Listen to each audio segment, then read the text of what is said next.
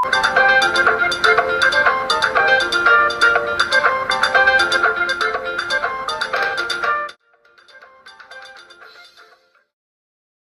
name is Alice Emasu Seruyange.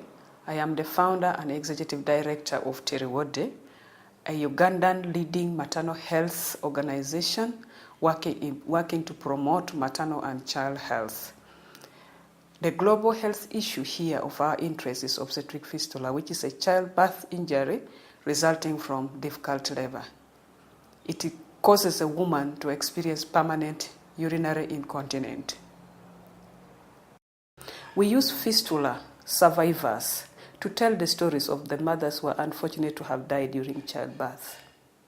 There are estimated to be 300 million women living with fistula worldwide, but in Uganda there are 200,000 women.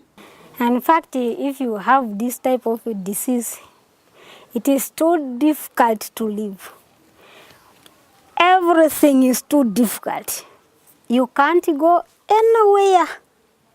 You need to be at home present, and you don't need any visitor to come around to see.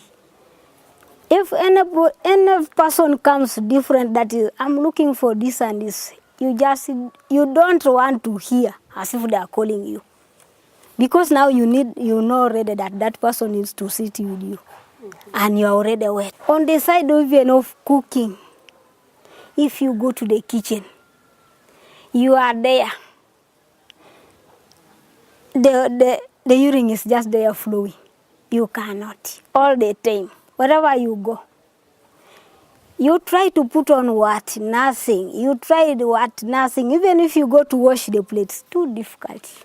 Very, very difficult. And you feel too ashamed. If you have a husband, your husband might even say that you are mad. I used to go from here up to Katakwi, where. I go there, I buy my cassava, I bring, I sell from town. But from now, the whole of the year, a full year now, I'm not doing anything. And the characteristic about these women is that they are usually poor. Most of them are illiterate or semi-illiterate. And they sustain these injuries during the process of birth. It is very unfortunate that a woman, in her attempt to bring forth humanity, actually ends up with a fistula. Terrewode, for the past 13 years, we've been able to create a very vibrant social network at the community level. And the social network identifies and treats and reintegrates patients on a daily basis. The social network also acts as caretakers of expectant mothers. It provides support for them and works with them till they get to the time of delivery and helps them to access emergency obstetric care as a way of prevention of fistula.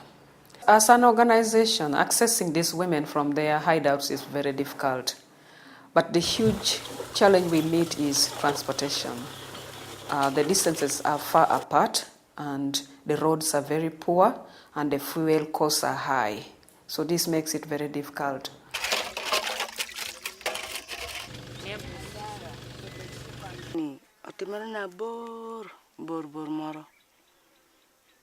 Rama chagicha ebine ngola dido yecha to dong bala kuto duadi de ko rama chinga chiel yo kotera ber madalem kan gen modi ko tuna sani ati dwaliro chien donyo podeli anywa dido tiana tino to tiaman chinga de dodala man da ko nyala kire dude.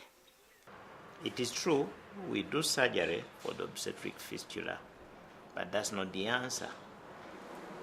As we treat, more actually form out there and we continue in the same cycle. If we strengthen maternal and child health services in this country and in this region in particular, we would actually eradicate the obstetric fistula. Even after we've got them to the hospital, our major challenge is feeding them. Minimally, they have to stay in the health center for 2 weeks, some even up to 1 month. And our government do not provide food for patients, and this being isolated patients, it means that we have to make sure they eat. The other most expensive aspect of it is reintegrating the patient after treatment, because these are people who have been rejected for 20 years, 10 years, 5 years, so meaning their social networks are totally lost. So we have to try and help this woman to get reconnected with the family and with their former social networks, and also help her to start an income-generating activities so that they can, work to improve their own well-beings.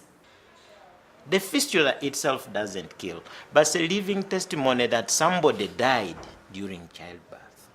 It doesn't kill her physically, but it kills her spiritually and morally. In that she's not counted among the women.